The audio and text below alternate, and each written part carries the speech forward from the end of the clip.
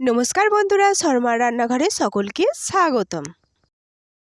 চলে এলাম আবারও একটা নতুন রেসিপি নিয়ে। আজকে নিয়ে এসেছি ফুলকপি আলু দিয়ে রুই মাছের পাতলা ঝোলের রেসিপি। নতুন ফুলকপি দিয়ে এই রুই মাছের পাতলা ঝোল খেতে কিন্তু অসাধারণ লাগে। আমরা প্রত্যেকেই এই পাতলা ঝোল রান্না করে থাকি, তবে আজকে আমি যেভাবে এই পাতলা ঝোল রান্না করি রুই মাছের, তাই শেয়ার করব আপনাদের সঙ্গে। চলুন তাহলে দেরি না করে শুরু করে ফেলি আজকে আমাদের রেসিপি। প্রথমে এখানে আমি 500 গ্রাম মাছ নিয়েছি।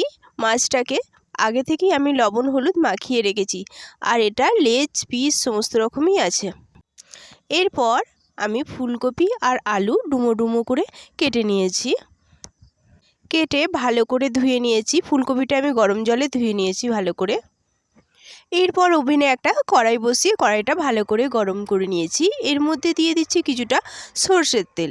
সর্ষের তেলটা খুব ভালো করে গরম করে নিয়েছি। এবার এর মধ্যে আমি দিয়ে দিচ্ছি মাছের পিসগুলো একটা একটা করে। দিয়ে মাছটা আমি এক পিঠ লাল করে ভেজে নেব।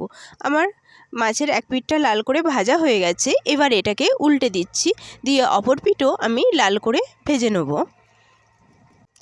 দেখুন আমার এখানে সবগুলো মাছ ভালো করে ভাজা হয়ে গেছে, আর মাছগুলো আমি তেল ঝরিয়ে এবার তুলে নিচ্ছি।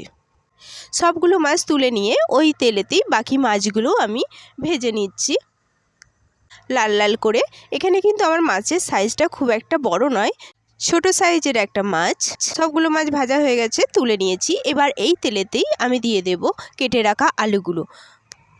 এখানে আমি দুটো মিডিয়াম সাইজের আলু নিয়েছি। সবগুলো আলু দেওয়া হয়ে গেছে। এবার তেলের সাথে একটু নেড়েচেড়ে মিশিয়ে দিয়ে এর মধ্যে আমি দিচ্ছি সামান্য লবণ আর সামান্য হলুদের গুঁড়ো। এই সামান্য লবণ আর হলুদের গুঁড়ো দিয়ে আবার খুব ভালো করে আলুটা নেড়েচেড়ে মিশিয়ে দিচ্ছি। মিশিয়ে এই আলুটা আমি লাল লাল করে ভেজে নেব। মিডিয়াম আঁচে 2 থেকে 3 মিনিট ভাজলেই দেখবেন আলুটা ভাজা হয়ে গেছে। দেখুন আমি 2 থেকে 3 মিনিট ভেজে নিয়েছি। আমার লাল লাল করে আলু ভাজা হয়ে গেছে। এবার তেল ঝরিয়ে এই আলুগুলো আমি একটা পাত্রের মধ্যে তুলে নিচ্ছি। সবগুলো আলু আমার তোলা হয়ে গেছে। আবারও আমি এই তেলের মধ্যে দিয়ে দেবো কপিগুলো। এখানে আর আমি অতিরিক্ত তেল দিলাম না, এই তেলের মধ্যেই কপিগুলো আমি সব দিয়ে দিচ্ছি। দিয়ে নেড়ে চেড়ে আবারও ভালো করে তেলের সাথে কপিটা মিশিয়ে নিচ্ছি। দিয়ে এতেও সামান্য হলুদের গুঁড়ো আর সামান্য লবণ দিয়ে দিচ্ছি। লবণ আর হলুদ দিয়ে কপিটাকে ভালো করে লবণ আর হলুদের সাথে নেড়ে চেড়ে মিশিয়ে দেব। তারপরে কপিটাকে আমি 3 থেকে 4 মিনিট ভেজে নেব। দেখুন 3 থেকে 4 মিনিট পর আমার কপি প্রায় ভাজা হয়ে গেছে। কপিটা আমি খুব ডিপ ভাজিনি, হালকা ফ্রাই করেছি। এবার এটাকে আমি তুলে নিচ্ছি। একটা পাত্রের মধ্যে আমার কপিগুলো সব তোলা হয়ে গেছে।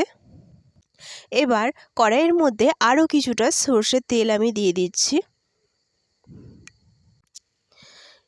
এবার এই তেল গরম হলে এই তেলের মধ্যে আমি ফোড়ন দেবো। প্রথমে দিচ্ছি 2টো তেজপাতা, দারচিনি, 2টো এলাচ, 2টো লবঙ্গ, 1 চামচ গোটা জিরে, আর দিচ্ছি 2টো শুকনো লঙ্কা। দিয়ে ফোড়নটাকে খুব ভালো করে ভেজে নেব। যতক্ষণ না একটা সুন্দর গন্ধ বেরোচ্ছে ফোড়নটা থেকে, ততক্ষণ পর্যন্ত এই ফোড়নটা আমি খুব ভালো করে ভেজে নেব। আমার এখানে ফোড়ন ভাজা হয়ে গেছে। এবার এর মধ্যে আমি দিয়ে দিচ্ছি একটা মিডিয়াম সাইজের পেঁয়াজ কুচি।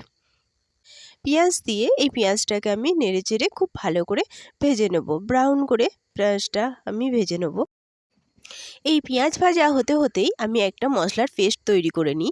তার জন্য একটা আমি বাটি নিয়ে নিচ্ছি। এতে দিয়ে দিচ্ছি 1 চামচ হলুদের গুঁড়ো, 1/2 চামচ জিরে গুঁড়ো, 1/2 চামচ ধনিয়া গুঁড়ো, 1/2 চামচ লঙ্কার গুঁড়ো, আর দিচ্ছি 1/2 চামচ কাশ্মীরি লঙ্কার গুঁড়ো। এরপর সামান্য জল দিয়ে এই মশলাগুলো আমি গুলে নেব খুব ভালো করে। এইভাবে গুঁড়ো মশলা আগে থেকে গুলে রাখলে পরে এই তরকারিটা কিন্তু খেতে লাগে অসাধারণ। এটা আমার গোলা হয়ে গেছে, এটা আমি সাইডে রেখে দিচ্ছি। এরপর পেঁয়াজটা আমি ভালো করে ভেজে নিচ্ছি।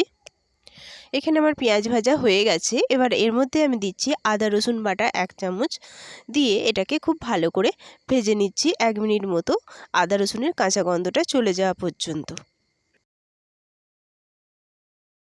আমার এখানে আদা রসুনটা ভাজা হয়ে গেছে খুব ভালো করে। এবার এর মধ্যে আমি অ্যাড করছি যে মশলাগুলো আমি গুলে রেখেছিলাম, সেই গুঁড়া মশলাটা। গুঁড়া মশলাটা দিয়ে আমি বাটি ধুয়ে এতে সামান্য একটু জলও দিয়ে দিচ্ছি মশলাটা না ধরার জন্য। এরপর এতে দিয়ে দিলাম স্বাদ অনুযায়ী লবণ। এরপর এই মশলাটা আমি খুব ভালো করে কষিয়ে নেব।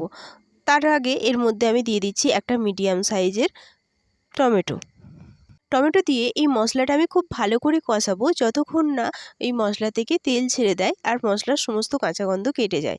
এখানে দেখুন মশলা থেকে তেল ছেড়ে দিয়েছে, কাঁচা গন্ধও কেটে গেছে। এবার আমি এর মধ্যে দিয়ে দিচ্ছি ভেজে রাখা আলু আর ফুলকপিগুলো। ফুলকপি আর আলু দিয়ে নেড়েচেড়ে খুব ভালো করে আমি মিশিয়ে দিচ্ছি মশলার সাথে। মশলার সাথে মিশিয়ে আমি এই ফুলকপি আলুটা 3 থেকে 4 মিনিট একটু ভালো করে কষিয়ে নেব। এইভাবে ফুলকপি আলু দিয়ে মাছের ঝোল করে দেখবেন, অসাধারণ খেতে লাগে। পাতলা ঝোলও কিন্তু খেতে দুর্দান্ত হয়। দেখুন আমি 3 থেকে 4 মিনিট কষিয়ে নিয়েছি, খুব ভালোভাবে কষানো হয়ে গেছে। এবার এর মধ্যে আমি অ্যাড করব জল। এখানে আমি 1.5 গ্লাস মতো জল অ্যাড করছি। আপনারা যেরকম ঝোল রাখতে চাইবেন সেই অনুযায়ী জল দেবেন। জল দিয়ে আমি খুব ভালো করে আবারও একটু মিশিয়ে দিচ্ছি জলটা এই ফুলকপি আলুর সাথে। মিশিয়ে দিয়ে এটা আমি ঢেকে রান্না করে নেব 5 থেকে 6 মিনিট মিডিয়াম আঁচে। ফিরে আসছি 5 থেকে 6 মিনিট পর। ঢাকা খুলে দিয়েছি। দেখুন আমাদের আলু ফুলকপি সেদ্ধ হয়ে গেছে। এবার এটাকে আমি একটু নেড়েচেড়ে মিশিয়ে এর মধ্যে আমি অ্যাড করে দিচ্ছি ভেজে রাখা মাছগুলো। আলু ফুলকপি যেহেতু ভালোভাবে সেদ্ধ হয়ে গেছে, সেহেতু এই সব মাছ দিয়ে আমি 1 থেকে 2 মিনিট একটু ফুটিয়ে নেব, বেশি কিন্তু ফোটাবো না, তাহলে কিন্তু আলু আর ফুলকপি গলে যাবে। মিশিয়ে দিয়ে এর ওপর দিয়ে আমি দিয়ে দিচ্ছি চেরা কাঁচা লঙ্কা, গরম মশলা 1/2 চামচ আর দিয়ে দিচ্ছি ধনিয়া পাতা। শীতকালে এই ধনিয়া পাতা সবার বাড়িতেই অ্যাভেলেবেল থাকে, আর ধনিয়া পাতা দিলে কিন্তু খাবারের টেস্টটাও বেড়ে যায় দ্বিগুণ। দিয়ে এটা 2 মিনিট ফুটিয়ে নিচ্ছি। দেখুন এখানে আমার 2 মিনিট ফোটানো হয়ে গেছে। আমাদের ফুলকপি আলুর ঝোল রেডি হয়ে গেছে। এবার আমি এটা নামিয়ে নিচ্ছি। এরপর আমি একটা পাত্র নিয়ে নিচ্ছি। এই পাত্রের মধ্যে আমি এই মাছ দিয়ে ফুলকপি আলুর ঝোলটা পরিবেশন করে নিচ্ছি। গরম ভাতের সাথে এই ফুলকপি আলুর ঝোল থাকলে আর কিছুই লাগবে না। এটা এতটাই খেতে সুস্বাদু হয়। সকলের কাছে অনুরোধ রইল এই রেসিপিটি অবশ্যই একবার আমার মতো করে বাড়িতে বানিয়ে দেখবেন। আর যারা নতুন আমার চ্যানেলটা দেখছেন প্লিজ প্লিজ প্লিজ আমার চ্যানেলটি একটু সাবস্ক্রাইব করে আমার পাশে থাকবেন। আর যারা করে দিয়েছেন তাদের অসংখ্য ধন্যবাদ। আর আমার রেসিপিটি কেমন লাগলো আপনাদের তা অবশ্যই কমেন্টে জানাবেন। আজ এই পর্যন্তই, দেখা হবে আবারও একটা নতুন রেসিপি নিয়ে। ততক্ষণ সবাই সুস্থ থাকবেন, ভালো থাকবেন। ধন্যবাদ।